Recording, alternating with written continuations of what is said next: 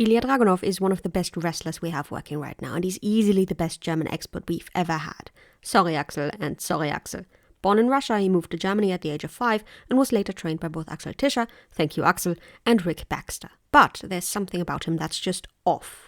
And for the longest time, I would go out of my way not to watch Ilja Dragunov matches because he's just so unbearably intense. Everything about him is the way he talks, the way he sells, the way he seems to stare right into your soul. He's constantly playing for the guy sitting at the back, and that can get weird pretty quickly when HD cameras get involved. And that's what Ilja was to me for the longest time. The really intense, but weird guy. And then I watched this promo by Eddie Kingston, another guy who's also really, really intense, and my entire outlook on him changed. I fell down a rabbit hole and checked out his matches in Progress, NXT UK and NXT, and his run on the WWE main roster. And I gotta say, he really is one of the best to ever do it, despite or maybe because of his intensity. So, let's answer the question, why is Ilja Dragunov like that? Ilja Dragunov debuted in 2012 when he was just 18 years old, wrestling matches at the German Wrestling Federation, the Euro Wrestling Company, and less than a year after his debut, at Westside Extreme Wrestling. That's the guys hosting 16 Karat Gold, by the way. That's basically Germany's WrestleMania. Winners of 16 Karat Gold include notable names like Gunther, Sami Zayn, Cara Noir, Alistair Black, Zack Sabre Jr., and yeah, of course Ilja won it as well, in 2017, 5 years after his debut, at 23. It was also at Westside Extreme Wrestling that we got our first taste of Ilja's promo style. Sieg und Freude, das sind genau die Worte, die ich in meinem Körper spüre, tief in meinen Mark herein. Denn ich bin zurück. Ich bin zurück, weil es von meiner Familie gut geht. Das ist Nummer 1. Nummer 2 ist, dass ich zurück bin. Mein Blut lasse, meine Schmerzen zeige, meinen zerfetzten Körper präsentiere jedes einzelne Mal, wenn ich auftrete, in einem Ring, der mir die Welt bedeutet. I think it's fair to say he's calmed down some. So, let's start by figuring out why he sticks out compared to other wrestlers, not just in WWE, but seemingly wherever he goes. It's really about dig deep and find something inside yourself. What's the thing you do better than anybody else? It's the thing you have to offer that you are different towards anybody else. Ilja always strives to be different. He achieves that by dialing his intensity to 11, inside as well as outside the ring. The way he enunciates and the particular words he uses set him apart from his opponents. And Gunther actually calls him out on it. Pass auf, zuallererst, jeder weiß das, du weißt das auch, ich pack nicht so viel Emotionen in die Sachen, die ich in den Ring tue. Ich bin nicht so ein Romantiker wie Ilja. In most storylines, he's a sympathetic babyface, taking all the abuse thrown at him in stride and lifting himself up with his fighting spirit. If I had to compare him to someone, I'd choose 2013 Bryan Danielson, just based on the sheer disregard he has for his own body. They both like to push themselves to the absolute limit, though at least Bryan Danielson doesn't throw himself headfirst into his opponents. Ilja's got him there. In an Inside the Ropes interview from 2020, Ilja mentions being heavily influenced by Kenta Kobashi and Nigel McGuinness, and you can definitely see those influences, though the way he sells moves, displays exhaustion and shows pain seems to be unique to him. In an out-of-character interview, he talks about why that intensity is necessary. That's something people can connect to because every single person in the audience probably felt pain somewhere in their life. Yep. Yeah? And every person wants to conquer that pain and overcome that pain, and that's actually my formula. That's what I do every single time, and that's the reason why I think a big amount of the audience connects with me very well, because that's what they want to do too. They want to overcome their pain. What he's describing here is Aristotle's theory of catharsis, a tragic play set to purge the emotion of pity and fear by giving them an outlet. Tragedy is a representation of an action that is heroic and complete and of a certain magnitude, by means of language enriched with all kinds of ornament, each used separately in the different parts of the play. It represents men in action and does not use narrative, and through pity and fear it effects relief to these and similar emotions. Not all of Ilja's storylines end tragically, as in him being defeated, but failing is a vital part of his character, and pain is always present. And when I was rewatching some old Naruto episodes in order to figure out another mystery, by the way, if someone knows what this face paint is a reference to, please tell me, something finally clicked. He fights like an anime character. His focus on emotions, especially his over-exaggerated reactions, are evocative of shonen mangas like Naruto, Dragon Ball, or One Piece. Typically, a shonen protagonist is an outsider or in some way disadvantaged, but who through training, perseverance, and discipline eventually achieves his goals, wins the fight, becomes Hokage, finds the One Piece, or collects all the balls. I don't really know what Dragon Ball is about. The plot of these mangas and animes typically follows the basic structure of the hero's journey, with a main focus on the protagonist's training and transformation into a hero, earning his or her status as a hero through effort and tenacity rather than by virtue of birth. This journey repeats itself as new story arcs begin and the enemies become more powerful. Rinse and repeat. But it's not just the storylines that are similar. If you listen to his pronunciation in character compared to out of character, the forceful way in which he enunciates his words and the words he uses actually sound exactly like the stereotypical anime dub I know from my youth. And while Germany is known for dubbing literally everything, seriously it's like we're allergic to subtitles, the particular style of speaking that voice actors use has become so recognizable that people started making fun of it. The original Japanese performances tend to skew bigger and over the top to match the exaggerated visuals. A low-key conversational read simply would not fit the vibe, especially when it comes to animes for a younger audience, where a quote-unquote normal sound can get boring pretty quick. The stereotypical anime sound popularized in the 90s and 2000s is characterized by a lot of vocal projection, overly clear enunciation, and overemphasis of certain words. And while Ilja's style has relaxed a lot since his days in WXW, crazy, I know, considering it's not exactly chill, we can still find hints of this in his promos. I'm like a huge anime nerd, and the reason why I take this, for example, as a hobby is that I see myself or see the form I want to be in the ring is like a perfect example of a anime character. Those characters in those animes, they are completely broken in their best moments when they find their true strength. They're not looking pretty anymore. They're beaten up. They're bleeding. They have a bunch of wounds.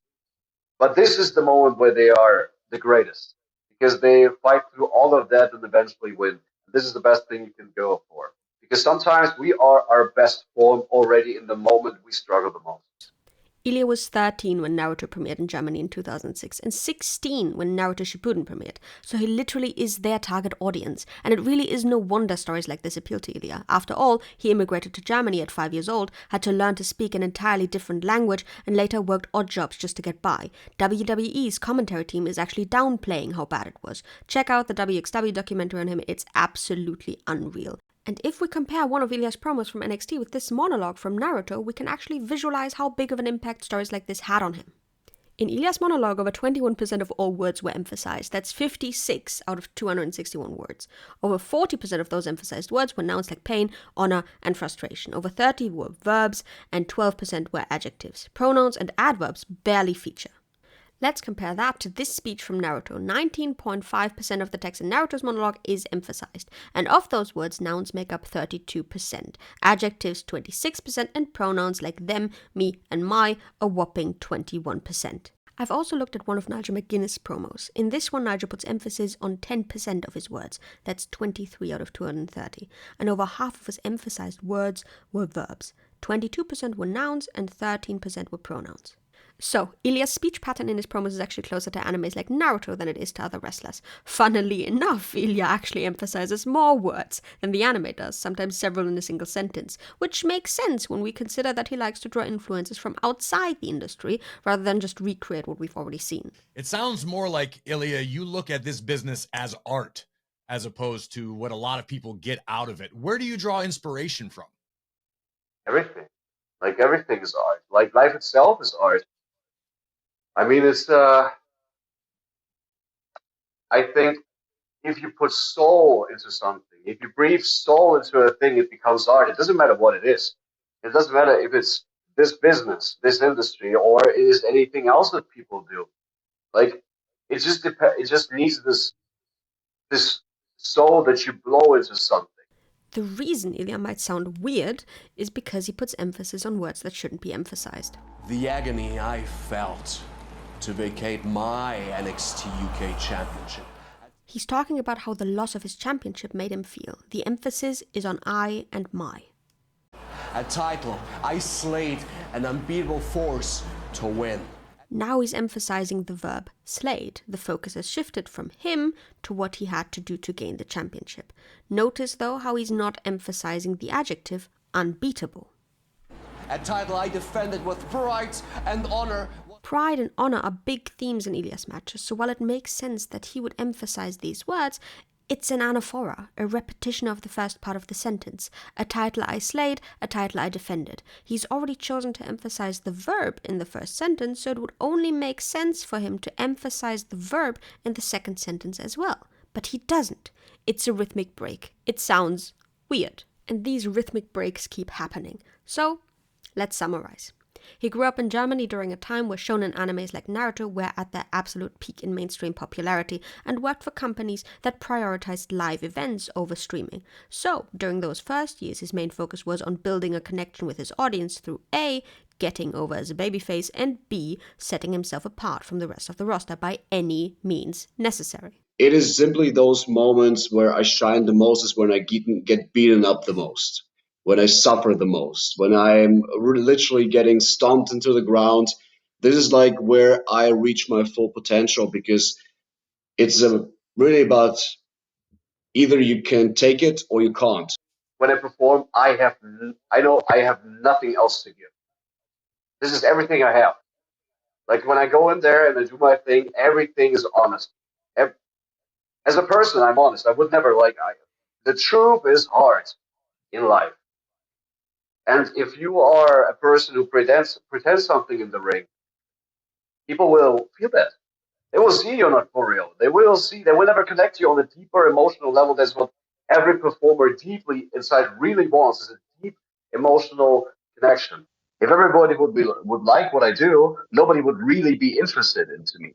And yet, knowing all that, I'm still uncomfortable watching his promos, be it because I too was a former anime kid and have seen my fair share of weird cringe, or because I grew up in a society where these displays of intense emotions are heavily discouraged. Whatever the reason, I can barely watch a few seconds without having to pause. And while my initial reaction was to disengage, facing that discomfort head on has actually led me to discover my favorite feud ever, and, remarkably, when faced with an opponent that matches his intensity, like Eddie Kingston or Cara Noir, Ilja's overly exaggerated responses actually seem fitting. An Eddie Kingston feud would actually go crazy, or feud with Pac, or Mox, or Spike Trivet, or Gabe Kidd. Let's face it, of course your promos seem out of place when your opponent is not engaging with you. Of course you're going to look insane when your opponent doesn't match your intensity. And the contexts are not helping either. Great look, not this close to the camera though. And while I'm gonna continue this exposure therapy, it's also important to mention that discomfort is not necessarily a bad thing. I'm perfectly safe. Wrestling is an art form, and art is not always pretty. Art is not always comfortable. And that discomfort actually serves to tell us something about ourselves. If you self-express yourself, if you give this honesty, if you even take the risk of embarrass yourself because you're so honest about who you are, and you offer that with all the soul you have, this is art. What do you guys think about Ilja? Do you also get this anime protagonist vibe from him, or is it literally just me? And are you excited for his return? I know I am. I've spent the last few weeks binging through his run on NXT UK and NXT, and I'm so glad he's cleared to come back to the main roster. When I die one day, I want to die empty. Like, not empty, like emotionally. I want to die empty, like I want to lay and tell I have nothing more to give. I did everything I wanted to. But all the energy I want to go down as just a shell.